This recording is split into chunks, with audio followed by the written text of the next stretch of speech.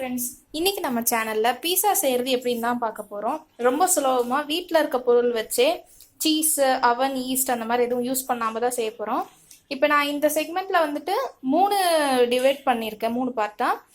என்னென்னு பார்த்தீங்கன்னா, ஃபர்ஸ்ட் வந்து பேஸ் ரெடி பண்ணிக்க போறோம். அதுக்கப்புறம் white sauce, next red sauce, அதுக்கு மேலே வந்து வெஜ்ஜீஸ் போட போறோம். ஃபர்ஸ்ட் பேஸ் போடுறதுக்கு என்னென்னலாம் தேவைன்னு சொல்லிடுறேன். இது வந்து 1 கப்பு உருளைக்கிழங்கு வந்து வேக வச்சு எடுத்திருக்கேன். குக்கரில் 2 விசில் விட்டு வேக வச்சு துருவி எடுத்திருக்கு. அதுக்கப்புறம் 2 ஸ்பூன் தயிர் எடுத்திருக்கு, 1/2 கப்பு மைதா, 2 ஸ்பூன் ரவை, 1/2 ஸ்பூன் சர்க்கரை, 1/2 ஸ்பூன் உப்பு. இப்போ மாவு பசைஞ்சுக்கலாம். இப்போ ஒரு பவுலில் முதல்ல மைதா போட்டுக்குவோம்.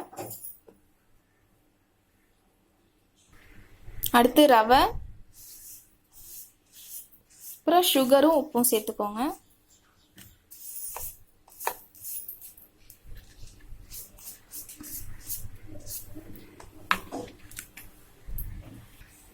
இது கூடவே 2 ஸ்பூன் ஆயில் சேர்த்துக்கோங்க. ஸோ பிசையும் போது நல்லா சாஃப்டாக வரும். அடுத்து துருவி வச்சிருக்க உருளைக்கிழங்கு,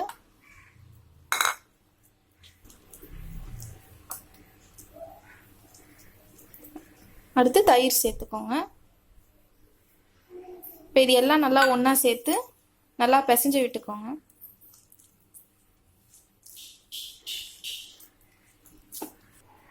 இப்போ பார்த்தீங்கன்னா மைதா மாவு நல்லா பிணைஞ்சு இந்த மாதிரி உருட்டி வச்சாச்சு. இதை வந்து ஒரு ஈரத்துணி போட்டு மூடி ஒரு 1/2 மணி நேரம் அப்படியே வச்சிருங்க. இப்போ நம்ம பிணைஞ்சு வச்சிருக்க மாவு வந்து ஊறுறதுக்குள்ள நம்ம ரெட் சாஸ் ரெடி பண்ணிடலாம். ரெட் சாஸ் ரெடி பண்ணுறதுக்கு பேனை வந்து ஹீட் பண்ணிவிட்டு அதில் ஒரு 2 ஸ்பூன் ஆயில் விட்டுக்கோங்க.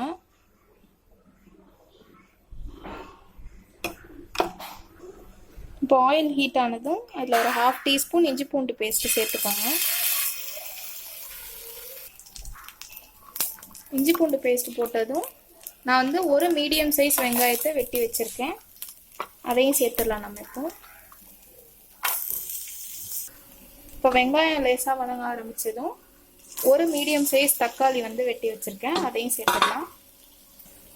இப்போ இது கூடவே இந்த சாஸ்க்கு தேவையான அளவு சுகரும் சால்ட்டும் ஆட் பண்ணிடலாம். இப்போ இது கூட ஒரு 1/4 டம்ளர் தண்ணி ஊற்றிக்கோங்க. இப்போ வெங்காயம் தக்காளி பாதி குக் ஆயிருச்சு. இந்த ஸ்டேஜில் நம்ம ஸ்டவ் ஆஃப் பண்ணி இதை ஆற வச்சிடலாம். இப்போ நம்ம அந்த ரெட் சாஸ்க்கு ரெடி பண்ணி வச்சிருக்க மிக்சர் ஆறுறதுக்குள்ள ஒயிட் சாஸ் ரெடி பண்ணிடலாம். இதுக்கு வந்து நான் ஒரு பாத்திரத்தில் 2 ஸ்பூன் நெய் விட்டுருக்கேன். அது கூட 1 ஸ்பூன் மைதா. இப்போ நம்ம மைதா போட்டு இதை வந்து கிளறி விட்டுக்கிட்டே இருக்கணும்.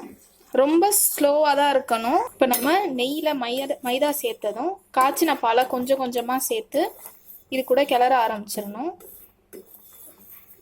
பால் மைதாவோட சேர்ந்து நல்லா ஒரு க்ரீமி கன்சிஸ்டன்சிக்கு வரும். இப்போ பார்த்தீங்கன்னா மைதாவும் பாலும் சேர்ந்து நல்லா குக் ஆகி நல்லா ஒரு க்ரீமி கன்சிஸ்டன்சிக்கு வந்துருச்சு. இந்த ஸ்டேஜ் வந்ததுக்கு அப்புறமா இந்த சாஸ்க்கு தேவையான அளவு சால்ட் சேர்த்துருங்க. அப்புறம் ஒரு சின்ன பிஞ்சு சுகர் சேர்த்துக்கோங்க.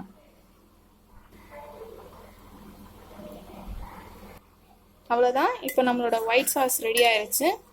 நெக்ஸ்ட்டு நம்ம ஆற வச்சுருக்க அந்த ரெட் சாஸ் மிக்சரை வந்து மிக்சியில் அரைச்சிடலாம். இப்போ நம்ம ரெட் சாஸ்க்கு வந்து ரெடி பண்ணி வச்சுருந்த மிக்சரை மிக்சியில் அரைச்சி வச்சுக்கிட்டோம். அடுத்து அதே பேனை வந்து ஸ்டவ்வில் வச்சு அது ஹீட் ஆனதும் கொஞ்சோண்டு சில்லி பவுடர் போட்டுக்கோங்க.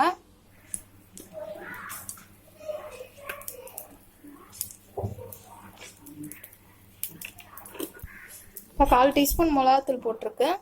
அது கூடவே நம்ம அரைச்சி வச்சுருக்க அந்த தக்காளி விழுதையும் சேர்த்துடலாம். இப்போ இந்த மிக்சர் கூட 1/4 ஸ்பூன் தண்ணி மட்டும் சேர்த்துருங்க. அவ்வளோதான் ஃப்ரெண்ட்ஸ். இப்போ நம்மளோட ரெட் சாஸும் ரெடி ஆயிடுச்சு. நெக்ஸ்ட் நம்ம பீஸா வந்து ரெடி பண்ணிடலாம். இப்போது நம்ம ஊற வச்சுருந்த மாவை இந்த மாதிரி கையாலேயே திரட்டிக்கிட்டோம். நான் இந்த பிளேட்டில் தான் இப்போ பீஸா செய்ய போகிறேன். இதில் வந்து லைட்டாக ஆயில் தடவி வச்சுருக்கேன். இப்போ இதில் வந்து நம்ம பீஸாவுக்கு திரட்டி வச்சுருந்த பேஸ் எடுத்து வச்சிடலாம்.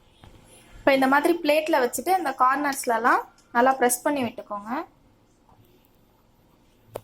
இப்போ நம்ம செஞ்சு வச்சிருந்த ரெட் சாஸை வந்து இது மேலே ஸ்ப்ரெட் பண்ணிக்கலாம். இப்போ ரெட் சாஸ் வந்து ஸ்ப்ரெட் பண்ணியாச்சு. இதுக்கு மேலே நம்ம வந்து ஒயிட் சாஸ் ஸ்ப்ரெட் பண்ணிடலாம்.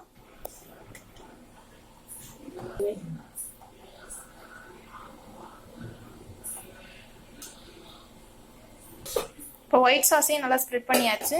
இதுக்கு மேலே நம்ம வெட்டி வச்சிருக்க காய்கறிகளை வச்சிடலாம்.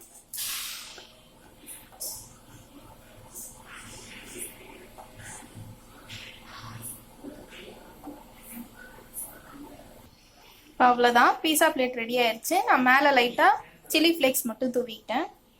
இப்போ நம்ம இதை இட்லி பாத்திரத்தில் தான் செய்ய போகிறோம். நான் வந்து இட்லி பாத்திரத்துக்குள்ளே ஒரு ஸ்டாண்டு வச்சு இட்லிக்கு ஊற்றுறதை விட கம்மியான அளவு தான் தண்ணி ஊற்றிருக்கேன். இதை வந்து கொஞ்சம் நேரம் ப்ரீ ஹீட் பண்ணிக்கலாம். இப்போ பார்த்தீங்கன்னா ப்ரீ ஹீட் பண்ணி ஒரு 5 மினிட்ஸ் கிட்ட ஆயிடுச்சு. நம்ம இப்போ வந்து பீஸா பிளேட்டை உள்ளே வச்சிடலாம். இப்போ பார்த்தீங்கன்னா பீஸா பிளேட் வச்சாச்சு. நம்ம இதை வந்து குக்கர் மூடியை வந்து மூடிடலாம். இப்போ பார்த்தீங்கன்னா பீஸா அடுப்பில் வச்சு 20 to 25 மினிட்ஸ் ஆயிடுச்சு. இப்போ பிளேட் நம்ம வெளியே எடுத்துட்டோம். பீஸா வந்து பிளேட்லேருந்து எடுத்துடலாம்.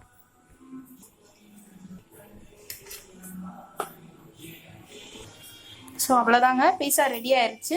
நீங்களும் இதை கண்டிப்பாக உங்கள் வீட்டில் ட்ரை பண்ணி பாருங்கள்.